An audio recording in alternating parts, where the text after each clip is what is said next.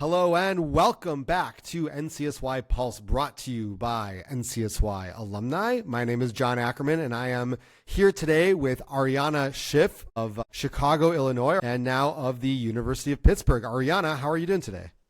I'm great. Thank you so much for having me. It's such an honor. I've seen so many videos pop up on Instagram, so it's exciting that it's my turn now. Your turn really started a couple years ago when you hailed to us from, was it Northbrook? No, somewhere, The suburb northern of Chicago. suburbs. Northern Small town suburbs. called Northfield, but yeah, part Northfield, of right. North Shore NCSY. North Shore NCSY. Shouts to my good friend Jeremy Schachter. Yeah. Okay. Arianna, let's go back to, your humble beginnings before you were a superstar campus leader, which we will get to.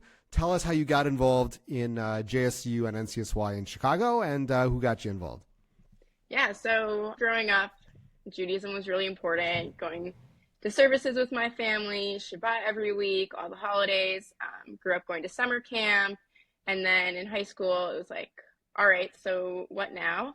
Tried a couple different youth groups, and none of them really seemed like my people. I decided to go on TJJ, Bus 9, woo! And it was a transformational month, summer. I met incredible people, not just from the North Shore area, but all over the Midwest. The bus was run by Rabbi Jeremy, and we really clicked and connected. I still keep in contact with all my Madrufim from that summer when I'm in New York. I reach out to them, and I still grab a coffee with them. And yeah, it was incredible. And I only went with one friend. And by the end of the summer, obviously, you make so many more connections. Rabbi Jeremy came up to me at the end of the summer and was like, hey, do you want to stay involved? Are you interested in being on board? Maybe VP of Jewish Education? And I said, yeah, sure, I'll do it. And so that kind of started off my involvement in NCSY outside of the summer program. And we didn't have a JSU at my high school, but I did like an Israel club, and Rabbi Jeremy helped me with a lot of programming with that club and organization. And then the following year, he asked me if I wanted to be president. So I said, of course. And then COVID. So we had some very fun activities during COVID, outdoor movies. It was really cool. We did a drive-through, like a drive-in event where he would pick up food, hand it to everyone's cars, and then we would tune in our radio, and he had this device. So we would do like a radio segment, and people could call in and do games. That's so cool. It was like so COVID, but so cool, like a radio, and we tuned our cars. Leave it to Jeremy to be just super creative and turn a terrible situation into an awesome opportunity, it sounds like. Exactly. So yeah, then I headed to Israel for a gap year, came back, and I always regretted not getting involved in NCSY earlier. Took me to like my junior year, so the second half of high school. So I really wanted to stay connected, and that's what brought me to the Judah Fellowship for a few years. And yeah. That's a great story. You're telling the story. You went on TJJ, which got you very involved. You spent an incredible summer. You moved up in the ranks of NCSY. Clearly, you are a growth-oriented individual. And as I've gotten to know you over the past couple of years, that I've seen that myself. Is there something that you would say that, because specifically, I know that you were pretty traditional and you were always pretty connected to your Judaism. Was there anything in particular that you would say that because of whether it's your TJJ experience or your NCSY experience, that you, from a Jewish perspective, that you gained from your time at NCSY? Yeah, I think the Madrufim and staff, whether it was over the summer or on other Shabbatons that I went on, they wanted us to ask questions. And I think coming from like slightly different backgrounds from some of the Madrufim, it was really interesting to be comfortable asking those questions and tough questions and just hearing different perspectives. And I think that was really what made me question Judaism in a good way and be okay having different perspectives on questions, but being open to other people's practices. Yeah, the Madrufim were incredible. So fast forward a couple of years and you go to Bar Ilan, you come back, you're at University of Pittsburgh. And of course, you begin your climb up the ladder of Jewish leadership in Pittsburgh at University of Pittsburgh. And I understand that now you hold a senior Jewish leadership position on campus, which at this point is, it is a time of great challenge and uncertainty for Jewish people on college campuses really all over the world. Tell us what you're doing, tell us how you got there, and how you're engaging these challenges heads on. Yeah, so by the time it was my second semester on campus, or not even, like November of my first year, I decided to apply for the executive board for Hillel, and I kind of came full circle and was VP of Jewish Education again, in charge of Shabbat planning and holidays. So I got very involved very quickly. And then last year I started as president last January. So obviously it's really come with some struggles. I think the staff has been extremely helpful and supportive with everything. But being in this position, you're the connecting person between our Hillel staff and all the university staff, as well as all the students. So it's a lot of communication. You're the point person for, I've met with the dean of students on regular occasions, people in charge of diversity, equity, and inclusion. I even hung out with a couple policemen last week and got to know them, and they are checking in on our safety.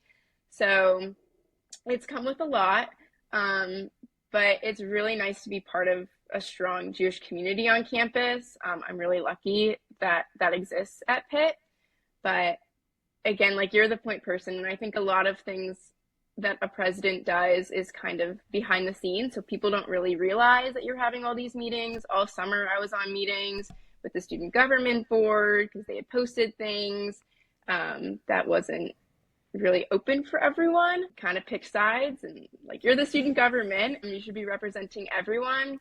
So it's challenging because you want to make sure that all the students that are part of your community know that what you're doing, but they're not in all of those calls with you 24/7. So they may think what is she doing? But in reality, it's constant communication between everyone to make sure that, we're in good standing with the university and that they want to support us in our community. Now, we've heard lots of stories of students just like you having meetings with chancellors and school presidents and all over the country. And you hear mixed results of those meetings where some people take those meetings seriously. Some presidents, really do jump on the opportunity to help the students. And unfortunately, on many campuses, the school leadership has really not shown any initiative in engaging the Jewish students or moving past that first initial meeting where they say, oh, we're going to communicate. It's going to be great. We're going to help you guys out. And then there's nothing. How would you say that these meetings went? Are you happy with them? Do you feel like you've been heard, you've been seen, and that you have sort of a rapport, not just sort of having the meeting so that they can say, yes, check the box. We had a meeting. Yeah, that's a really difficult question in terms of, unfortunately, it's not always the best answer that you can provide. The first time I had a dinner with a whole bunch of administration and other Jewish student leaders on campus last February. And basically since then, and the continued conversations is, we hear you, we support you, but there's not a lot that we can do. I mean, we're a public university, so their hands are kind of tied in terms of what other organizations do on campus. They can't really stop them. It was unfortunate over the summer. We had the main encampment that a lot of other universities saw in May, and then there was a second one that occurred in June on our campus that was a lot more weapons and a lot more vandalism. And so the administration that I've been talking to on a regular basis last semester, they didn't reach out to me once over the summer. So I emailed them and I said, hey, what's going on? These two huge things have happened and you guys haven't reached out once, just giving a short email saying, checking in on your community. So I think that kind of brought them back into, oh yeah, we do need to talk to them. Right. Yeah, unfortunately, a lot of the conversations is they're supporting us, which is good, but their hands are tied. They've talked about some initiatives that they want to do, bring in speakers and different political speakers and different geopolitical speakers for the general public of the university to come and see and hear talks and debates. and that was talked about last semester, and those still haven't occurred. So that's pretty frustrating, that they're saying that they're trying to do all these new initiatives and they're not really following through on them. So yeah, I do feel the support in terms of like they're on our side, Right. but not much that they're really showing for it. Right. Very challenging. And for somebody like you to sort of step into that and become president during all this is really, that's got to be really challenging. I know that there was a tough situation on your campus a week ago, 2 weeks ago. Walk us through that experience. Yeah, so that was pretty scary, considering that it was literally all over the news within 24 hours, even on the Times of Israel. I was like, what? How do they have that on us? Yeah, so there were a group of us on our way to our building, which is about a 10-minute walk down Main Street. We're part of a city, so there's like two main streets that run through campus. It's pouring rain to set the scene. And my friend and I are walking like a little bit behind a bunch of these guys that are part of our group, about a block or two in front of us. And all of a sudden, a random person in like his 50s wearing a keffiyeh. He was across the street at the park, ran over when he saw two of the boys in the group wearing kippot, hit the two of them who were wearing kippot with a glass bottle that he was holding. Yeah, luckily you're talking about like 5 college grown men that were able to self-defend and tackle him down right away, and the police responded right away. But it's a continued investigation, with some court hearings to come up. He was arrested right away, but our like university publicized that yes, it was an act of harm and violence, but they couldn't define that it was an hate crime, because that hadn't been officially released yet, even though he hit the two of the Jewish boys who were specifically wearing kippot most outwardly. So we're literally walking to our building for Shabbat dinner. And it was actually our Israel-themed Shabbat, so to make it even more strange timing. So it's been a continued effort and deal. Luckily, the two boys were okay for the most part. Only one of them like had to get medical assistance, but obviously the scars inside and out are still there. And if you know Pittsburgh, we also have experienced the Tree of Life synagogue shooting. So our community has really experienced a lot in the past couple of years. So to think that there is still so much hatred out there after we experienced like one of the most deadly Jewish hate crimes in the United States, is frightening. So that's terrible. How do you do it? How do you hold your head above water? How do you, you're the leader. It's for most people your age, their response is, well, let's look for the leader. Let's look towards the leader. Let's look for somebody to be in charge to tell us what to do. But that's you.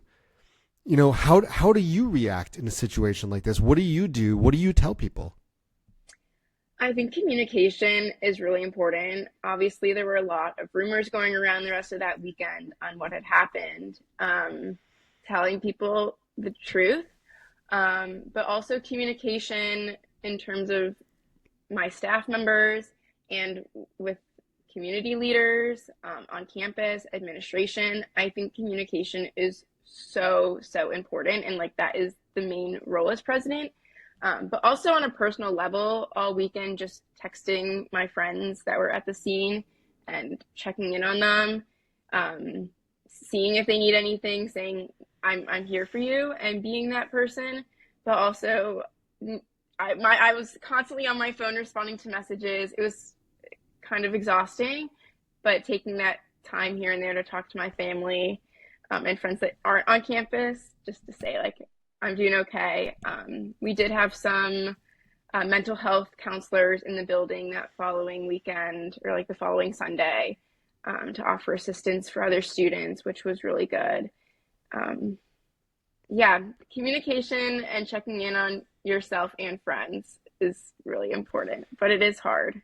It's critical. And, I've seen and I've experienced, challenging times, whether it's at work or in the community or other times. And, it's funny because we sometimes think, I'll give you an example. My wife is a doctor. And so, you grow up as a kid, and when your parents take you to the doctor, so often you just sort of feel like, okay, I'm going to go to the doctor and they're going to fix me. Right. Mm-hmm. And we kind of have this image in our minds that doctors know how to fix basically everything. Yeah. And you walk in and here's a pill, you walk in and we're going to take a scan and then you're going to do this and we're going to go in and, and things are so automatic. And, one of the things that I think have come to appreciate, having gone through my wife being a medical student and then a resident and now an attending, is they're people, shockingly, right? Mm-hmm. And they don't have all the answers and they're doing the best they can like everybody else. But as you said, communication is really, really critical, because the difference between somebody having an ailment that's really, really scary, mm-hmm. or having an ailment that, might be scary, but might not be as scary, is really, a lot of times it boils down to how does the doctor communicate with the patient. And that's true for Fortune 500 companies. That's true for Jewish organizations. That's true for presidents of Hillel, is that mm-hmm. you don't always need to have the answers. You're not going to always have the answers. No, but we're all going through it for the first time. Yeah, we are all in this together. But the fact that you're reaching out to people, that you're establishing lines of communication, that they mm-hmm. should feel that Arianna is on top of things. She's reaching out to me. Yeah, that's my president. That's really, really critical. And I applaud you for that.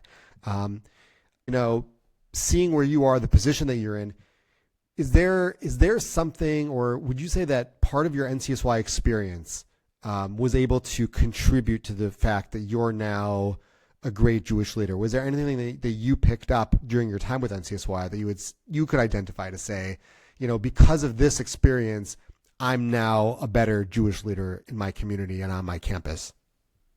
100%. I think planning for the unexpected, as we're all doing right now, that was, again, COVID time. So having those phone calls with Rabbi Jeremy and saying, how are we going to do this? What's our plan B? What if it rains for our outdoor movie? Those are really critical skills that now, in the position that I'm in now, well, we can't have an outdoor Israel Jewish festival on campus. So what's our backup? How are we going to replan? How are we going to restructure and still embrace our Judaism?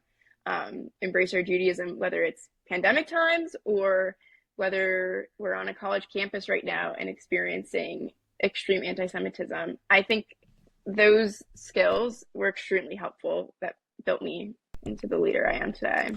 Yeah, absolutely. I mean, listen, for sure, creating drive-in programs is what led you to being the president of the Hillel. No, but the truth is, you're right. Having gone through trials, having gone through crisis in mm-hmm. your past, it's not always going to be the same crisis over and over again. Many times it's drawing from stability and creativity in times of crisis. Okay, so moving away a little bit from your pure leadership qualities, and we've established that you are an elite leader in your community. But is there anything that you've got in your bag of tricks that you would tell somebody who's coming to campus for the first time or who's looking for a college for the first time?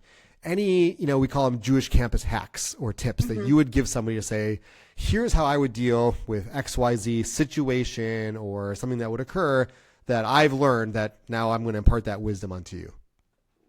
Yeah, I think housing can be a struggle, whether it's finding people that you want to live with or just finding the right place. And that was definitely something that I went through. I really wanted a kitchen after my freshman year, so that I could cook my own kosher meals.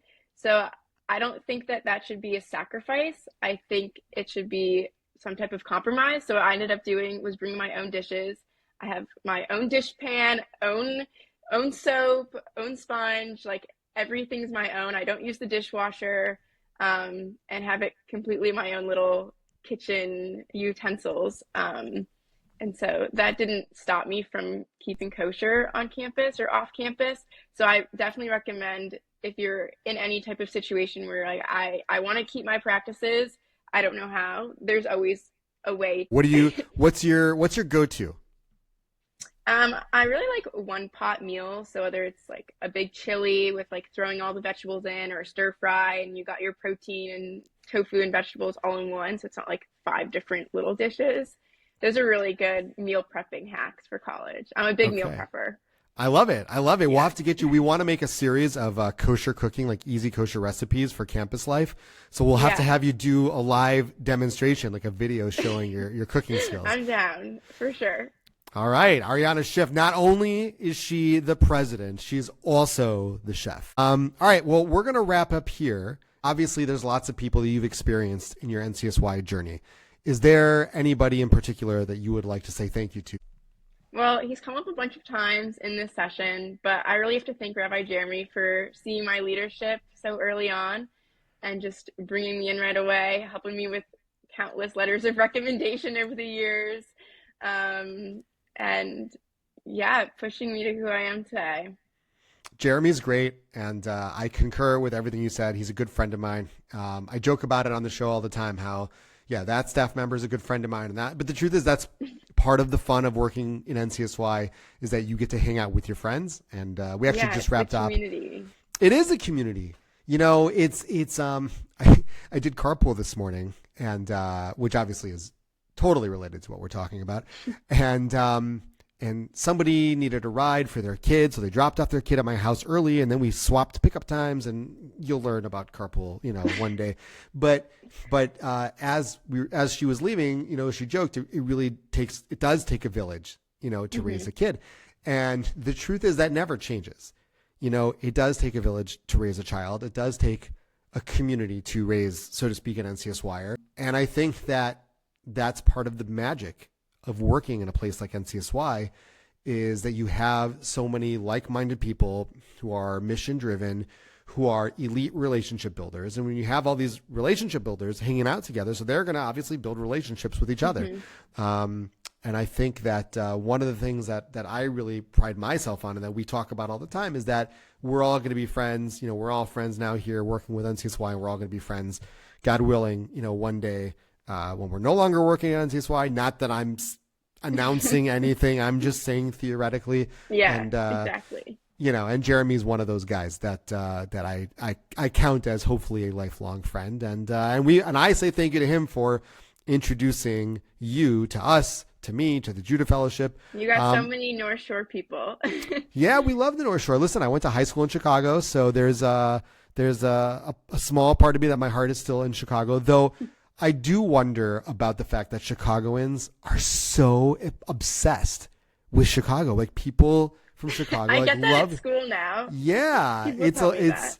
I experienced it when I was in Chicago myself, and now I continue to see it. And you can't change their minds. They love Chicago, which is great. I grew up in Minnesota, and I have fond memories of Minnesota outside of the months from like November to April when it's unlivable. But I don't think I'm as like so excited to be from Minnesota as Chicagoans are to be from Chicago.